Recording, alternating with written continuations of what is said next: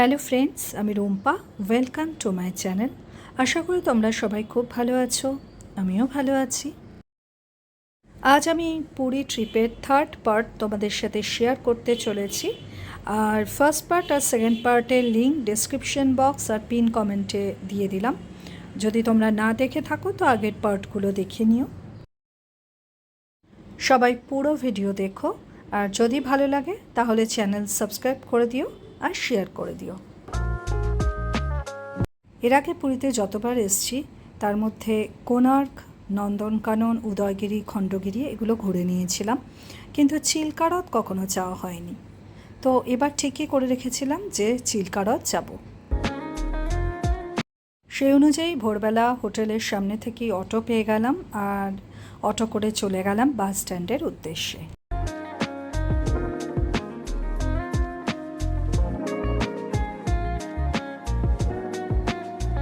হোটেলের সাথে কথা বলেই একজনের মারফতে আমরা বাসের টিকিটের ব্যবস্থা করেই রেখেছিলাম। তো সেখানে গিয়ে পৌঁছে ওই প্রাইভেট বাসে করেই আমরা চিল্কা হ্রদের উদ্দেশ্যে যাত্রা করলাম। বাস স্ট্যান্ডে গিয়ে যে বাসে করে চিল্কা হ্রদ যাব সেটা দেখতে পেয়ে গেলাম, আর আমাদের ফেয়ার পড়েছিল পার হেড 300 করে। এই হলো সেই বাস, আর বাসের ভেতরটাও তোমরা আমাদের সাথে সাথে একটু দেখে নাও।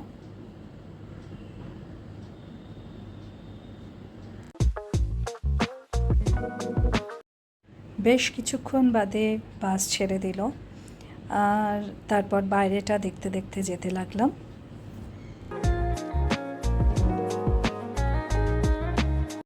তোমরাও আমাদের সাথে বাইরেটা দেখো। আসলে কলকাতার বাইরে যখনই যাই সেখানে পাহাড়, জঙ্গল, সমুদ্র, নদী যাই থাকুক না কেন সব কিছুই কিন্তু দারুণ লাগে। আর চারদিকে যখন সবুজই সবুজ বা অনেক ধানের ক্ষেত এসব দেখি তখন সত্যি মনটা খুব ভালো হয়ে যায়। বাইরেটা সত্যিই খুব সুন্দর, আর এভাবেই দেখতে দেখতে প্রায় 1 ঘন্টার মতো লাগলো। তারপর পৌঁছে গেলাম সেখানে, যেখান থেকে এবার আমাদের বোট ধরার পালা। তো দেখো এখানে সারি সারি বোট দাঁড়িয়ে রয়েছে।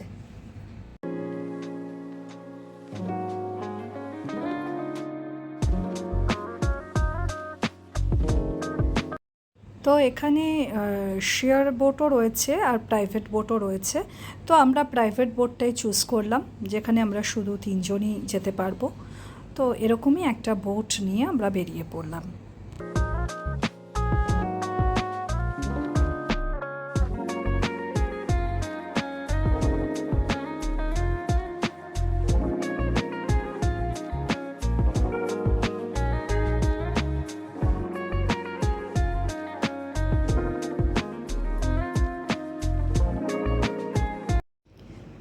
এবার শুধু দেখার পালা, চারপাশটা কি সুন্দর, শুধু একবার দেখো।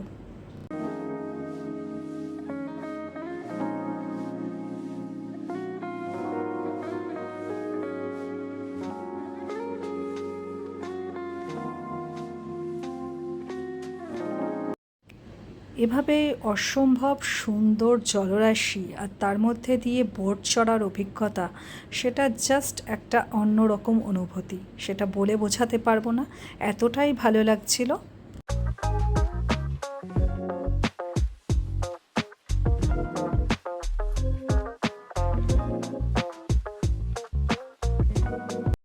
চিল্কা লেকের আরও একটা মেন অ্যাট্রাকশন হলো ডলফিন দেখতে পাওয়া। এখানে ওয়াইল্ড ডলফিন দেখতে পাওয়া যায় সমুদ্রের মধ্যে। তো এটার জন্য আমি ভীষণ এক্সাইটেড ছিলাম, কারণ এর আগে থাইল্যান্ড গেছিলাম, সেখানে ডলফিন শো দেখেছিলাম, সেটা একটা অন্যরকম অনুভূতি। আর এখানে আমি ন্যাচারালি ডলফিন দেখতে পাবো, তো এটার জন্য ভীষণই এক্সাইটেড ছিলাম। বাট ভীষণই ব্যাড লাক আমাদের যে আমরা ডলফিন দেখতে পেলাম না।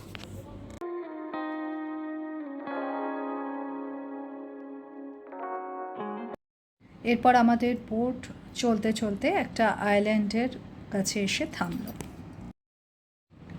সেখানে আর সব বোটগুলো এসেও থামলো। সেখানে বেশ কিছু শেয়ারিং বোটও ছিল আর পার্সোনাল বোটও ছিল। তো এরকম বেশ কিছু বোট এসে সেখানেই থামলো। এবার যেটা আমি তোমাদের সাথে শেয়ার করতে চলেছি সেটা কিন্তু ভীষণই একটা ইম্পর্ট্যান্ট ব্যাপার, কারণ যারাই চিল্কা হ্রদে এর আগে গেছো তারা হয়তো অনেকেই জানো, বা যারা যাওনি তারা যাবে, তাদের জন্য তো এটা ভীষণভাবে ইম্পর্ট্যান্ট। তো আইল্যান্ডে বোট থামার পর একজন লোক আমাদের বোটে উঠে এলেন। তো এরকম অন্য বোটেও অন্য লোকরা গেল, আমরা সেটা ওয়াচ করলাম। ये आपको काट लेंगे सर 2 घंटे से होता है, दिमाग चक्कर खा जाएगा, उसके बाद फिर ठीक हो जाएगा। इसको बोलते हैं पॉइजन स्क्रब, क्रेजी क्रब्स। हमारे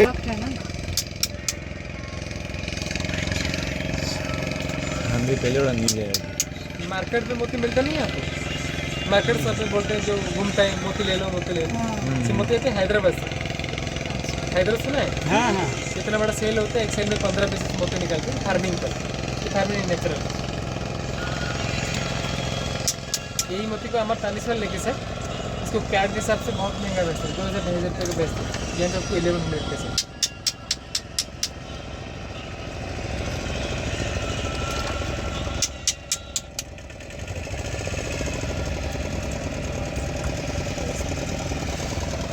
हार्ड लगते हैं ना,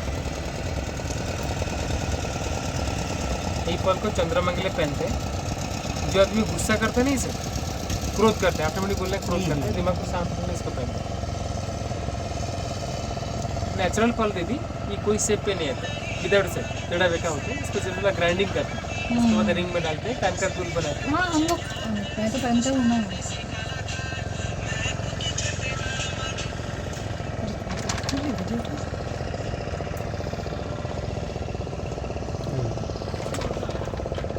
আমার হাতে নিয়ে তুই ছবি তোল। 100% नेचुरल। आपको तो जैसे हर जगह पे मिलते हैं, माल नेकलेस मिलते हैं। इसको कुछ घंटे के बाद कलर निकल जाएगा। इसको जिंदे फ्रीज करो, ये ऐसा रहेगा।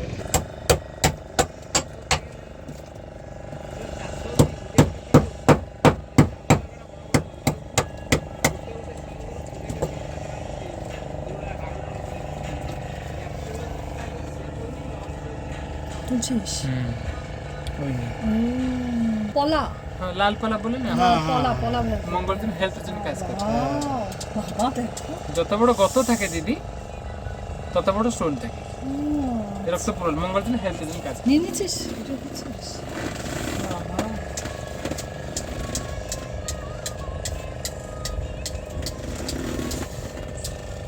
এইটা তো আপনার জুয়েলের কাছে তো অনেক দাম পড়ে দিদি, এটা ওখানে কম তো। ধরো এটা লক্ষ্মী রত্নটা,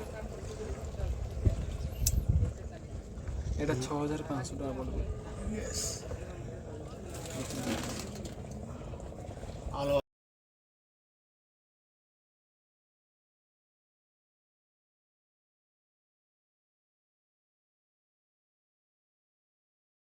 ये लक्ष्मी रत्न, লক্ষ্মী দত্ত। আচ্ছা, এটা লাইফ স্টোন।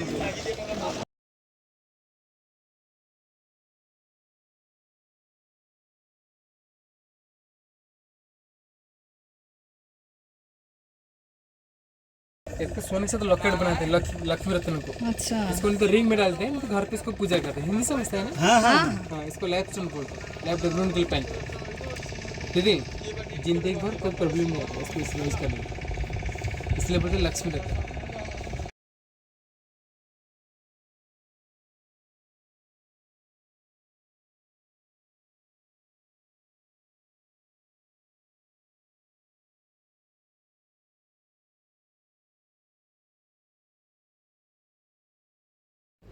তোমরা দেখতেই পেলে যে উনি কীভাবে আমাদের একের পর এক স্টোন দেখিয়ে গেলেন, আর আমাদের দেখতে খুবই ভালো লাগছিল, কারণ দেখে তো তখন পুরো রিয়েলি মনে হচ্ছিল।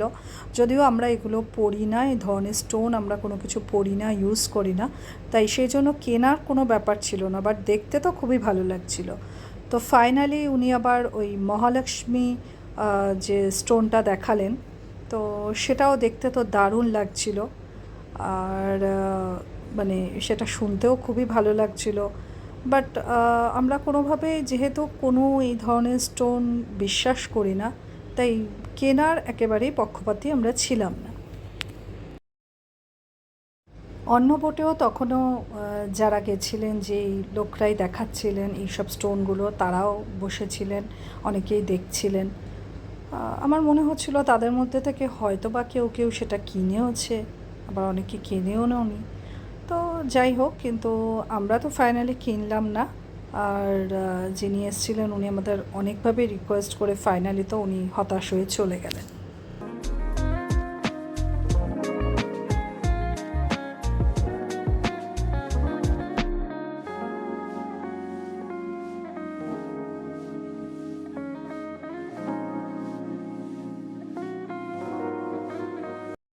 তারপর বোট আবার চলতে শুরু করলো।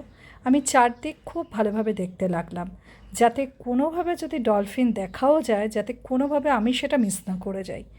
কিন্তু ব্যাড লাক, ডলফিন তো দেখা হলো না। তো ফাইনালি আমাদের বোট গিয়ে একটা দ্বীপে পৌঁছলো।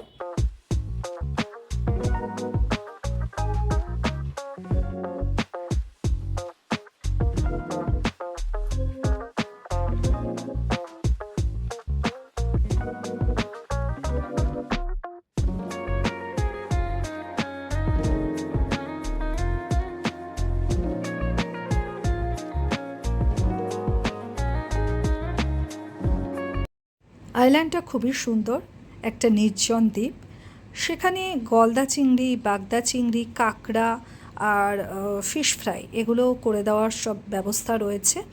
তো ওখানকার লোকরা বলল যে এগুলো খুবই ফ্রেশ, আপনারা খেয়ে দেখুন, খুবই ভালো লাগবে, আমরা খুব সুন্দরভাবে একটা প্রিপারেশন করে দেব। তো যাই হোক, সেখানে ডাবও ছিল, তো ফার্স্টেই আগে ডাব খেয়ে নিলাম। তারপরে আমরা ওনাদেরকে বলে দিলাম যে হ্যাঁ, চিংড়ি মাছ ফ্রাই আমরা খাবো। তো ওনারা বললেন যে আপনারা সমুদ্র থেকে ঘুরে আসুন, আমরা এটার প্রিপারেশনটা করে রাখবো। তো সেই অনুযায়ী আমরা চলে গেলাম সমুদ্রের কাছে।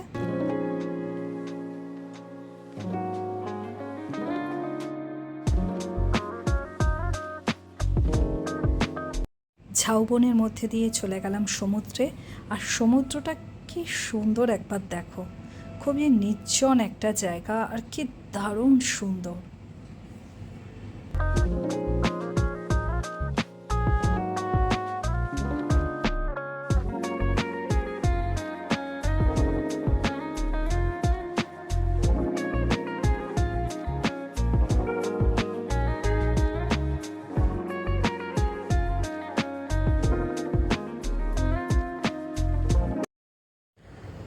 এবার আমরা পৌঁছে গেলাম একেবারেই সমুদ্রের সামনে।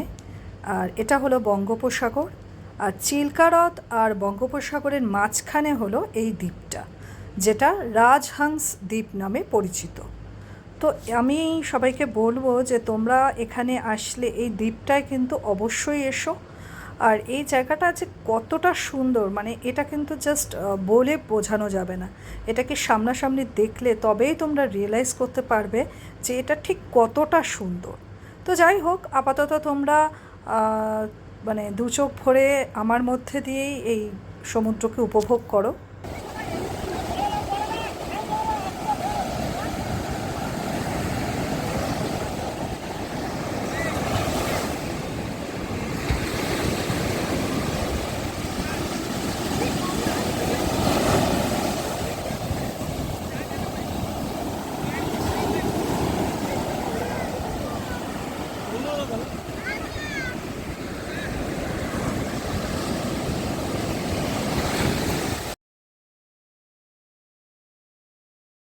বেশ খানিকটা সময় সমুদ্রে কাটিয়ে তারপর আবার আমরা ফিরে এলাম, যেখানে ওই চিংড়ি মাছের প্রিপারেশন ওনারা বানিয়ে রেখেছিলেন, সেটা খেলাম। মোটামুটি খেতে ভালোই ছিল। তারপর আবার আমাদের ফিরে যাওয়ার পালা। তো সেই অনুযায়ী আবার বোটে উঠে পড়লাম। তারপর আবার বোটে করে সেখানেই ফিরে গেলাম যেখান থেকে বোটে উঠেছিলাম। বোট থেকে নেমে আবার আমরা বাসে উঠে পড়লাম, ওই বাস স্ট্যান্ডে ফিরবো বলে। বাসে উঠে দেখতে পেলাম সবাই কোনো একটা বিষয় নিয়ে গভীর আলোচনা করছে, এবং আমরা জানতে পারলাম যে দু একজন পর্যটক নাকি ওই যারা স্টোন বিক্রি করছিলেন তাদের কাছ থেকে স্টোন কিনেছেন, এবং তারপর তারা বিভিন্ন লোকের কাছ থেকে জানতে পারেন এবং সোশ্যাল মিডিয়ার তরফ থেকেও জানতে পারেন যে এই ব্যাপারটা পুরোটাই ফেক। কারণ এই স্টোনগুলো পুরোটাই একটা ফেক বিষয়, এগুলো কোনো রিয়েল কিছু নয়, এগুলো পুরোটাই প্লাস্টিকের থাকে। আর মানে কোনো স্টোনই নয়, ওগুলো রিয়েল কোনো ব্যাপারই নেই। তো যাই হোক, সেগুলো দেখে খুবই খারাপ লাগছিল, কারণ যারা কিনেছিলেন তারা ভীষণই ওটাকে নিয়ে আপসেট হয়ে পড়েছিলেন, তাদের খুবই খারাপ লাগছিল। তো আপনাদেরও আমি একটাই কথা বলবো যে ওখানে যারাই যাবেন না কেন, যদি এরকম কোনো ব্যাপারে মানে আপনারাও দেখতে পান যে আপনাদের স্টোন বিক্রি করতে এসছে বা কিছু, তো আপনারাও কিন্তু ব্যাপারগুলো খুব মানে ভালো মতো বুঝে নেবেন, কারণ এদের ফাঁদে পা দিয়ে কোনোভাবেই নিজেদের টাকা নষ্ট করবেন না। সারাদিন অনেক কিছু দেখলাম, অনেক ভালো লাগার সাথে রইলো, কিন্তু তার সাথে বেশ কিছু খারাপ লাগাও থাকলো। যেমন প্রথমে ডলফিনটা দেখতে না পেয়ে মনটা বেশ একটু খারাপ ছিল, কিন্তু সেটার থেকেও অনেক বড় ব্যাপার হলো যে স্ক্যামটা হলো, কারণ যাদের সাথে হয়েছে সেটা খুবই খারাপ ব্যাপার। আর সব থেকে বড় কথা মানে যারা এই সবের সাথে যুক্ত তাদের ওপর খুবই রাগ হচ্ছিল। তো যাই হোক, ফাইনালি হোটেলে ফিরে এলাম। হোটেলে গিয়ে একটু ফ্রেশ হয়ে নিয়ে তারপর একটু রেস্ট নিলাম, তারপর আবার একটু সমুদ্রের দিকে গেলাম। তো আবার সমুদ্রকে দেখে মনটা একটু হালকা হলো, বেশ ভালো লাগলো মনটা। বেশ কিছুক্ষণ সমুদ্রের সাথে সময় কাটিয়ে তারপর ডিনারের টাইম হয়ে গেল, তো আমরা আবার হোটেলে ফিরে আসলাম। সেদিন যেহেতু আমরা বাইরেই লাঞ্চ করেছিলাম, তো রাতে ডিনারে ওনারা আমাদের বললেন যে আজকে স্পেশাল মেনুতে রাধাবল্লভী আর ছোলার ডাল রয়েছে।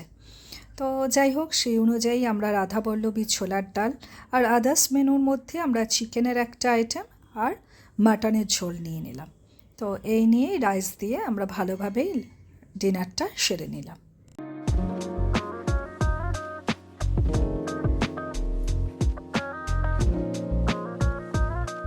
আজ এই পর্যন্তই। তোমরা সবাই খুব ভালো থেকো। Thank you.